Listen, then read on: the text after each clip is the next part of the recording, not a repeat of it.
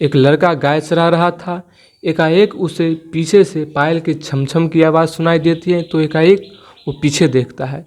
पीछे देखता है तो पाता है कि एक खूबसूरत कम उम्र की लड़की और उसके तरफ आ रही होती है।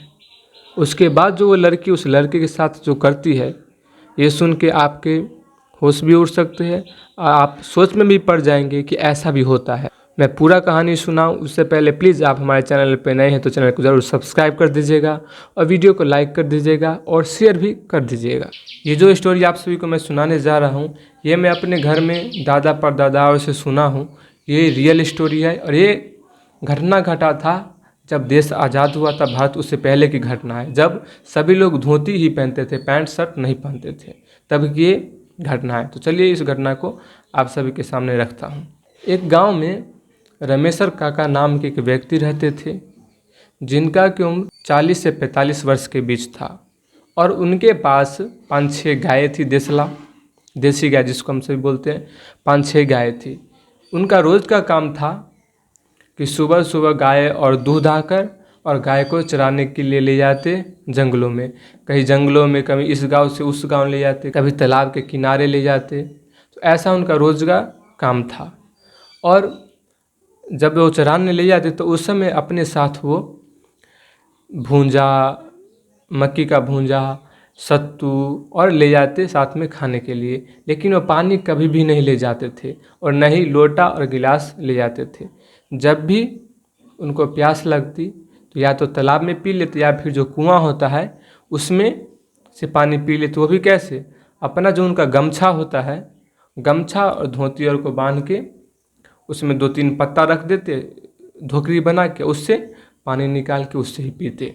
गायों को छोड़ देते थे चरने के लिए और खुद एक पेड़ के नीचे साफी बिछा के, गमछा बिछा के उस पर आराम करते।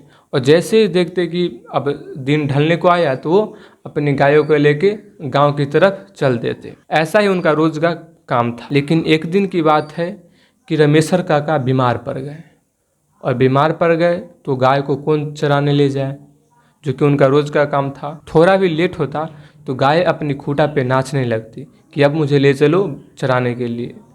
लेकिन इतना तबीयत खराब था कि ये ले जा नहीं सकते थे। वहीं पे गाय नाच नाच के पूरा मिट्टी उखाड़ रही थी। लग रहा था कि अब तोड़ देगी खूंटा को।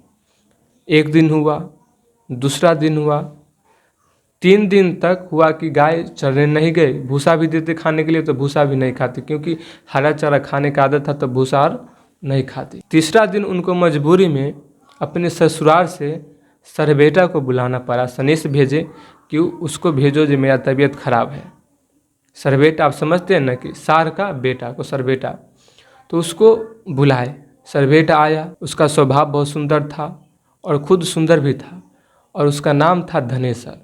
पढ़ने में भी तेज था। जैसे कि रमेशर काका गाय को चराने ले जाते तो ये भी गाय को चराने ले जाने के लिए आया था।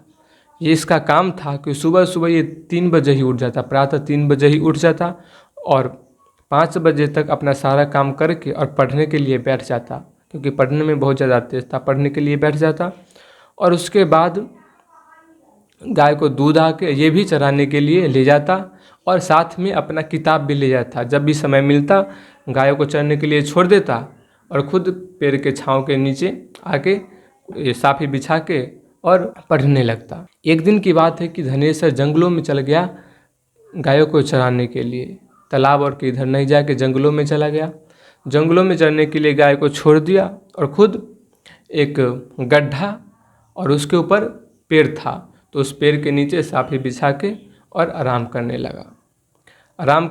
तो दोपहर हुआ, इसको प्यास लगी तो गया पानी पीने के लिए खोजा तो देखा कि एक कुआं है। तो कुआं से कैसे पानी पिए, जैसे उसके फूफा करते थे इसने भी वैसा ही तकरीब अपनाया और वैसा गमछा में धोती बांध के उसमें 2-3 पत्ता रख के धोकरा नीचे किया कि उसमें पानी आए। लेकिन वो इतना गहरा कुआं था कि उसमें पानी कितना भी तरबतर हो गया पसीना से, लेकिन पानी उसमें नहीं आया। खूब प्रयास किया लेकिन तब पर भी छोटा पड़ जाता, उसमें पानी नहीं आया। इसको प्यास बहुत ही ज़्यादा ज़ोर से लगी थी। ये सोचने लगा कि पानी कैसे निकाला जाए या कहाँ जाके पानी पिए। सोच ही रहा था कि इसको पीछे से पायल की छम छम की आवाज़ सुनाई देती है। वो जो सोच रहा था उसमें वो पायल की छम छम बाधा बन रही थी। लेकिन एकाएक जब ये पीछे देखता है तो देखता है कि एक किशोरी कम उम्र की लड़की अब बहुत ही ज़्यादा खूबसूरत उसकी तरफ आ रही होती है। वो लड़की का श्रृंगार बहुत ही अच्छा था, वस्त्र बहुत ही अच्छा पहने हुई थी और बाल भी खुला हुआ था, जो कि और भी ज़्यादा अच्छा लग रहा था। और धनेश्वर का ध्यान उधर से हट ही नहीं रहा था। जैसे जैसे लड़की पास आती है और एक टोक से देखने लगता। लड़की थोड़ी देर में उसके पास आ गई और बेहिचक से बोली, तुम्हें पानी पीना है? धनेश्वर को तो कुछ भी समझ में नहीं आ रहा था कि क्या बोलूं, लेकिन ऐसे देखते देखते उसे हाँ बोला गया। हाँ बोल दिया। उसके बाद वो लड़की ऐसे ही की, कुआं में नीचे ऐसे ही थोड़ा सा अंजलि नीचे की और उसके हाथ में पानी आ गया। पानी आ गया, इसके आगे ऐसे की तो धनेश्वर फिर हाथ नीचे लगाया और मुंह लगाया और पीने लगा। और पानी वो पी नहीं रहा था, वो तो उसको ही देख रहा था। उस लड़की को इतनी खूबसूरत थी कि उसको ही देख रहा था और पानी आधा नीचे गिर रहा है। ऐसे कम से कम आधा घंटा तक चला। वो लड़की पानी पियाए जा रही ऐसे करी हुई है और धनेश्वर ऐसे ही पी रहा है आधा घंटा तक, और वो सिर्फ लड़की को ही निहार रहा है। लड़की भी सोची कि ये तो बहुत देर से पानी पी रहा है, ये भी संकोच में आ गई। फिर ये बोली कि अब मैं चलूँ, हो गया तो अब मैं चलूँ। मतलब कि इसका दिमाग ही काम नहीं कर रहा था कि अब क्या बोलूँ क्या नहीं, ऐसे ही निकल गया। हाँ, वो लड़की उसके बाद पीछे मुड़ के चली गई। धनेश्वर उसको देखते ही रह गया, क्योंकि इतना खूबसूरत लड़की आज तक वो नहीं देखा था। धनेश्वर के मन में उसका ही फोटो चलता उसके जाने के बाद, और प्यार भरा गीत गुनगुनाने लगता। गुनगुनाते गुनगुनाते शाम हुआ और बहुत ज़्यादा खुश नज़र आ रहा था वो अपने गायों को लेके। शाम का समय हुआ तो आया, रात हुआ, ये सोने का प्रयास करता लेकिन तब पर भी सो नहीं पाता। वो लड़की इतना ज़्यादा सुंदर थी कि इसके मन से नहीं हट रही थी। हटाए तब पर भी वो चाह के भी नहीं हटा सकता। वो सोने का प्रयास करता तब पर भी नींद नहीं आती। खाट पे बैठता और फिर गीत गुनगुनाते गुनगुनाते 2-4 कदम चलता, फिर खाट पे बैठता, फिर उठता और 2-4 कदम चलता, गीत गुनगुनाता। ऐसे ही वो बहुत देर तक करता रहा। फिर उसने सोने का प्रयास किया तो सोया, लेकिन उसको नींद नहीं आई। वो स्वप्न देखने लगा और स्वप्न में वो आज का ही जो उसके साथ घटना हुआ था वही देखता, वही उसके सामने चलती कि ऐसा हुआ। फिर थोड़ी देर हंसता भी, सोए सोए में जब मुस्कान छूटते वैसे वो हंसता भी, वो साफ दिखाई दे रहा था। लेकिन थोड़ी देर बाद वो डर के उठ के बैठ गया और अपनी जो डिबरी थी उसको माचिस से जलाया और पूरा पसीना से तरबतर हो गया था। उसको से देखने से साफ पता चल रहा था कि ये डरा हुआ है, और वो ये बात से डरा, मैं गमछा में धोती बांधा और फिर भी वो कुआं में अंदर तक नहीं पहुंचा जहाँ से पानी आ जाए। और ये लड़की ऐसे हाथ करके अंजलि थोड़ा सा ही अंदर की और पानी आ गया।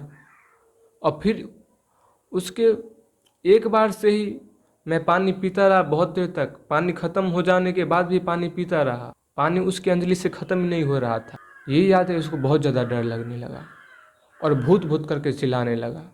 उसके बाद उसको नींद ही ना आए। वो डिबिया को सामने रख के और ऐसे ही बैठा रहा, डर के मारे, जैसे एकदम सकदुम होकर बैठते वैसे ही बैठा रहा। सुबह हुआ, फिर से वो अपना सारा काम करके किताब और लेके गाय को लेके चल दिया। और ये सोच के गया था कि आज उस जंगल में जाना ही नहीं है, बिल्कुल ही नहीं जाना है। लेकिन उसके मन में फिर भी उस लड़की की ख्याल आ रही थी, क्योंकि बहुत ज़्यादा सुंदर थी। वो आज उस तरफ नहीं जाके दूसरी तरफ सरेह में गया। वहाँ पे गाय को चरने के लिए छोड़ दिया और खुद अपना एक पेड़ के नीचे आके बैठ गया, जहाँ की और आसपास में बहुत सारे ऐसे चरवाहा थे जो गाय चरा रहे थे। किताब भी ले जाता था पढ़ने के लिए, लेकिन वो आज किताब छुआ भी नहीं। बहुत देर तक ऐसे ही पेड़ के नीचे बैठे बैठे सोचता रहा। ऐसे ही सोचते सोचते शाम का समय हो गया। सूर्य का प्रकाश उसके साथ आँख मिचौली खेलने लगा। पेड़ के नीचे वो बैठा हुआ था तो कभी रोशनी आती कभी नहीं आती। तो वो गाय उसकी कोई इधर कोई उधर, इधर उधर चली गई थी। तो वो डंडा लेके अपना हाँ हाँ करके हाँक के एक तरफ कर दिया सभी गायों को। फिर आके अपना गमछा बिछा के और वहाँ पे बैठ गया। बैठे बैठे उसको नींद आ गई, और नींद आ गई उसमें भी उस सो नहीं पा रहा था, लेकिन उसका ही स्वप्न आ रहा था, उस लड़की के बारे में ही सोच रहा था, क्योंकि आज तक उसके साथ ऐसा घटना कभी नहीं हुआ था। अचानक से एक तेज हवा उठी और उसके इर्द गिर्द नाचने लगी और धनेश्वर को एक अजब सा प्रेम का अनुभूति होने लगा कि लग रहा कि कोई अपना हो। लेकिन थोड़ी देर बाद उस हवा में उसको उस लड़की नज़र आई। उस लड़की को ये देख के डर भी लग रहा था इसको और खुश भी था, क्योंकि पता नहीं था इसको कि कौन है ये। वो लड़की इसके पास आके बोलती है कि जब से तुम मुझको देखा है तुम मेरे ही बारे में सोच रहे हो। ये सुन के इसको और भी ज़्यादा डर लगने लगा धनेश्वर को। लेकिन फिर वो लड़की बोलती है कि अपनों से कोई डरता है क्या। फिर इसको कुछ डर कम हुआ, इसको उतना डर नहीं लग रहा था कि पहले लग रहा था कि पता नहीं ये कौन है, लेकिन अब इसका डर कुछ कम हुआ।